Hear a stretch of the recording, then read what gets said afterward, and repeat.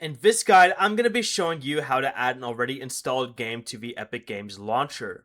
This is Miguel from JustBoz, and before we get into this guide, make sure to like the video and subscribe to the channel with all notifications on for more content like this. It really does help out the channel and we'd greatly appreciate it. If you have any questions, just ask them down in the comment section below. I'm going to be doing my best to reply to every single comment down there.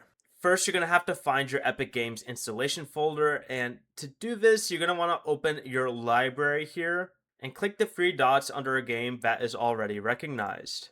As you can see, I don't have any games installed, but you're going to want to hit a button that says Manage here and click the folder icon to open its install location. Go back to the game that's missing and start installing it. So let's say it's Kingdom Hearts. Click the Install button, and once you do this, of course, make sure that you pause any other downloads to do this. But once it starts downloading, you can hit pause here and then hit cancel. Yes, cancel. Because it started installing, it will have made a folder. And from there, you can find the game's original installation folder on your computer and copy it into the new folder that you just made by canceling the download. And after the files finish copying, you can return to the launcher and install the game again.